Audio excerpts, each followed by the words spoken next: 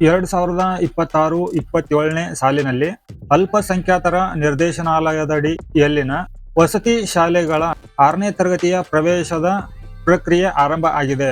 So ಈ ಒಂದು ಪ್ರವೇಶ ಪಡಿಬೇಕು ಅಂತಂದ್ರೆ ಏನೆಲ್ಲ ಪ್ರೊಸೆಸ್ ಇರುತ್ತೆ ನೋಡೋಣ. ಮೊದಲನೇದಾಗಿ ಅರ್ಜಿ ಸಲ್ಲಿಸಲಿಕ್ಕೆ ವಿದ್ಯಾರ್ಥಿಗಳಿಗೆ ಇರಬೇಕಾದ ಅರ್ಹತೆಗಳು ಏನು ಅಂತ ತಿಳಿಯೋಣ. ಎರಡನೇದಾಗಿ ವಿದ್ಯಾರ್ಥಿಗಳಿಗೋಸ್ಕರ ಇರುವ ತಾತ್ಕಾಲಿಕ ಸೀಟ್ಗಳು ಎಷ್ಟು ಅನ್ನೋದ ಅದರ ವಿವರ ತಿಳಿಯೋಣ. ಮೂರನೇದಾಗಿ ಅರ್ಜಿ ಸಲ್ಲಿಸಲಿಕ್ಕೆ ಯಾವಾಗಿಂದ ಶುರುವಾಗಿದೆ, ಯಾವಾಗ ಕೊನೆಯ ಆಗುತ್ತೆ. ಅರ್ಜಿ ಸಲ್ಲಿಸಿದ ನಂತರ ವಿದ್ಯಾರ್ಥಿಗಳಿಗೆ ಲಿಖಿತ ಪರೀಕ್ಷೆ ಯಾವಾಗ ಇರುತ್ತೆ, ಲಿಖಿತ ಪರೀಕ್ಷೆ ಮುಗಿದ ನಂತರ ಆ ಒಂದು ಫಲಿತಾಂಶ ಯಾವಾಗ ಪ್ರಕಟಣೆ ಆಗುತ್ತೆ. ಇದೆಲ್ಲದ್ರ ಬಗ್ಗೆ ಮಾಹಿತಿನ ತಿಳಿಯೋಣ. ಇದರ ಜೊತೆಗೆ ನೀವು ಯಾವ ಒಂದು ಪೋರ್ಟಲ್ ನಲ್ಲಿ ಈ 6ನೇ ತರಗತಿ ವಸತಿ ಶಾಲೆಗಳಿಗೆ ಪ್ರವೇಶ ಪಡಿಲಿಕ್ಕೆ ಅರ್ಜಿಯನ್ನ ಸಲ್ಲಿಸಲಿಕ್ಕೆ ಯಾವ ಪೋರ್ಟಲ್ಗೆ ಹೋಗ್ಬಿಟ್ಟು ಅರ್ಜಿಯನ್ನ ಸಲ್ಲಿಸಬೇಕು, ಇದೆಲ್ಲದ್ರ ಬಗ್ಗೆ ಮಾಹಿತಿಯನ್ನ ಒಂದೊಂದಾಗಿ ತಿಳಿಸ್ಕೊಡ್ತೇನೆ. ವಿಡಿಯೋನ ಪೂರ್ತಿಯಾಗಿ ನೋಡಿ. ಚಾನಲ್ಗೆ ಯಾರೆಲ್ಲ ಹೊಸಬರಿದ್ರು ಚಾನಲ್ಗೆ ತಪ್ಪದೇನೆ ಸಬ್ಸ್ಕ್ರೈಬ್ ಮಾಡ್ಕೊಳ್ಳಿ. ನಾವು ಅಪ್ಲೋಡ್ ಮಾಡ್ತಾ ಇರುವಂತಹ ಉಪಯುಕ್ತ ಮಾಹಿತಿಗಳ ನೋಟಿಫಿಕೇಶನ್ ನಿಮಗೆ ನಿರಂತರವಾಗಿ ಬರ್ತಾ ಇರುತ್ತೆ. 2026-27ನೇ ಶೈಕ್ಷಣಿಕ ಸಾಲಿನ ಅಲ್ಪಸಂಖ್ಯಾತರ ನಿರ್ದೇಶನಾಲಯದಡಿಯಲ್ಲಿನ ವಸತಿ ಶಾಲೆಗಳ 6ನೇ ತರಗತಿಗೆ ಪ್ರವೇಶ ಆರಂಭ ಆಗಿದೆ. ಸೊ ಈ ಒಂದು ಪ್ರವೇಶಕ್ಕೆ ಅಭ್ಯರ್ಥಿಗೆ ಇರಬೇಕಾದಂತ ಅರ್ಹತೆಗಳು ಏನು ಅನ್ನೋದನ್ನ ತಿಳ್ಕೊಳ್ಳೋಣ.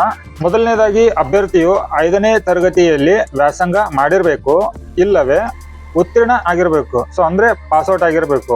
ದಾಖಲೆಗಳ ಪರಿಶೀಲನೆಯಲ್ಲಿ ಈ ಒಂದು ಅಂಕಪಟ್ಟಿಯನ್ನ ಕೇಳ್ತಾರೆ. ಸೊ ಒಂದು ವೇಳೆ ಪಾಸ್ ಆಗಿದ್ರೆ ಅಂಕಪಟ್ಟಿಯನ್ನ ಹಚ್ಚಬೇಕಾಗತ್ತೆ, ಇಲ್ದಿದ್ರೆ ನಾವು ಓದ್ತಾ ಇದೀವಿ ಅಂತ ಅನ್ನೋದು ಒಂದು ಪ್ರೂಫ್ ತೋರಿಸ್ಬೇಕಾಗತ್ತೆ. ಎರಡನೇದಾಗಿ ಕರ್ನಾಟಕ ರಾಜ್ಯದ ಕಾಯಂ ನಿವಾಸಿ ಆಗಿರಬೇಕು. ಇವರ ಒಂದು ವಾರ್ಷಿಕ ಆದಾಯ 2.5 ಲಕ್ಷ ಅಷ್ಟೇ ಇರಬೇಕು, ಇಲ್ದಿದ್ರೆ ಅದಕ್ಕಿಂತ ಕಡಿಮೆ ಇರಬೇಕು. ಇದಕ್ಕಿಂತ ಜಾಸ್ತಿ ಇತ್ತಂದ್ರೆ ಸೊ ಇಲ್ಲಿ ಅರ್ಹತೆ ಇರೋದಿಲ್ಲ ಈ ಒಂದು ಶಾಲೆಗೆ ಅರ್ಜಿ ಸಲ್ಲಿಸಲಿಕ್ಕೆ. ಇನ್ನು ಲಭ್ಯವಿರುವ ತಾತ್ಕಾಲಿಕ ಸೀಟ್ಗಳ ವಿವರ ತಿಳ್ಕೊಳ್ಳೋದಾಯ್ತಂದ್ರೆ ಮೊರಾರ್ಜಿ ದೇಸಾಯಿ ವಸತಿ ಶಾಲೆ ರಾಜ್ಯ ಪಠ್ಯಕ್ರಮ ಪ್ರಕಾರ ಶಾಲೆಗಳ ಸಂಖ್ಯೆ ಬಂದ್ಬಿಟ್ಟು 140 ಇದೆ. ಇಲ್ಲಿ ಮಂಜೂರಾದ ಸ್ಥಾನಗಳ ಸಂಖ್ಯೆ ಬಂದ್ಬಿಟ್ಟು 6ನೇ ತರಗತಿಗೆ 10,460 ಇದೆ. ಡಾಕ್ಟರ್ APJ ಅಬ್ದುಲ್ ಕಲಾಂ ವಸತಿ ಶಾಲೆಗಳ ಸಂಖ್ಯೆ ಬಂದ್ಬಿಟ್ಟು 29 ಇದೆ. ಶಾಲೆಗಳಲ್ಲಿ 6ನೇ ತರಗತಿಗೆ ಮಂಜೂರಾದ ಸ್ಥಾನಗಳ ಸಂಖ್ಯೆ ಬಂದ್ಬಿಟ್ಟು 1830 ಇದೆ. ಮೂರನೇದಾಗಿ ಸರ್ಕಾರಿ ಮುಸ್ಲಿಂ ವಸತಿ ಶಾಲೆಗಳ ಸಂಖ್ಯೆ ಬಂದ್ಬಿಟ್ಟು 4 ಇದೆ. ನಂತರ ಇಲ್ಲಿ 6ನೇ ತರಗತಿಗೆ ಮಂಜೂರಾದ ಸ್ಥಾನಗಳ ಸಂಖ್ಯೆ ಬಂದ್ಬಿಟ್ಟು 260 ಇದೆ. ಟೋಟಲಿ ಇಲ್ಲಿ ಶಾಲೆಗಳು ಬಂದ್ಬಿಟ್ಟು 173. ಇಲ್ಲಿ 6ನೇ ತರಗತಿಗೆ ಮಂಜೂರಾದ ಸ್ಥಾನಗಳ ಸಂಖ್ಯೆ ಬಂದ್ಬಿಟ್ಟು ಅಂದಾಜು 12,550 ಇದೆ. ಇನ್ನು ವಸತಿ ಶಾಲೆಗಳಿಗೆ ಪ್ರವೇಶ ಪ್ರಕ್ರಿಯೆ ತಾತ್ಕಾಲಿಕ ವೇಳಾಪಟ್ಟಿ. ಸೊ ಇಲ್ಲಿ ನೀವು ಈ ಒಂದು ಶಾಲೆಗಳಿಗೆ ಅರ್ಜಿಗಳನ್ನ ಸಲ್ಲಿಸಲಿಕ್ಕೆ ಶುರುವಾದ ದಿನಾಂಕ ಬಂದ್ಬಿಟ್ಟು 7ನೇ ತಾರೀಕಿನಿಂದ ಈ ಒಂದು ಅರ್ಜಿ ಪ್ರಾರಂಭ ಆಗಿದೆ ಸಲ್ಲಿಸಲಿಕ್ಕೆ. 7ನೇ ತಾರೀಕು ಜನವರಿ 2026. ಅರ್ಜಿ ಸಲ್ಲಿಸಲಿಕ್ಕೆ ಕೊನೆಯ ದಿನಾಂಕ ಬಂದ್ಬಿಟ್ಟು 15ನೇ ತಾರೀಕು 2ನೇ ತಿಂಗಳು 2026.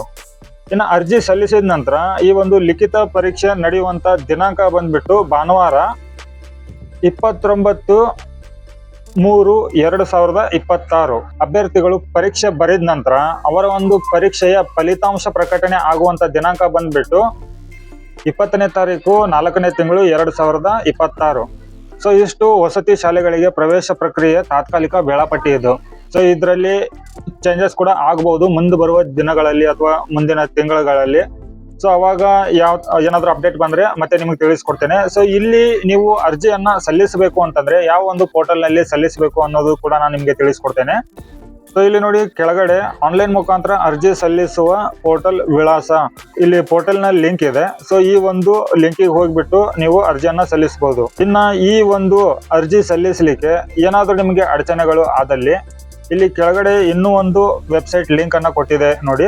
ಅಧಿಸೂಚನೆ ಶಾಲೆಗಳ ವಿವರ ಹೆಚ್ಚಿನ ಮಾಹಿತಿಗಾಗಿ ಇಲಾಖೆಯ ವೆಬ್ಸೈಟಿಗೆ ಹೋಗ್ಬಿಟ್ಟು ನೀವು ತಿಳ್ಕೊಬಹುದು.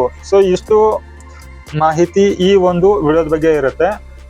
ಇದ್ರ ಬಗ್ಗೆ ತಮಗೆ ಇನ್ನೂ ಏನಾದರೂ ಡೌಟ್ ಇತ್ತಂದ್ರೆ ಸೊ ತಪ್ಪದೇ ನಮ್ಮ ಒಂದು ವಿಡಿಯೋದ ಕೆಳಗಡೆ ಕಮೆಂಟ್ ಮಾಡಿ. ಇದ್ರ ಬಗ್ಗೆ ಇನ್ನೂ ಹೆಚ್ಚಿನ ಮಾಹಿತಿ ನಿಮಗೆ ತಿಳಿಸ್ಕೊಡ್ಲಿಕ್ಕೆ ಪ್ರಯತ್ನ ಮಾಡ್ತೀನಿ. ಸೊ ಕಮೆಂಟ್ ಮಾಡೋದನ್ನ ಮರಿಬೇಡಿ. ಯಾಕೆ ಅಂತಂದ್ರೆ ನಿಮಗೆ ಈ ಒಂದು ವಿಡಿಯೋದಲ್ಲಿ ಪೂರ್ತಿ ಮಾಹಿತಿ ಸಿಕ್ಕಿದೆಯೋ ಇಲ್ವೋ ಅದು ನಿಮಗೆ ಬಿಟ್ಟದ್ದು.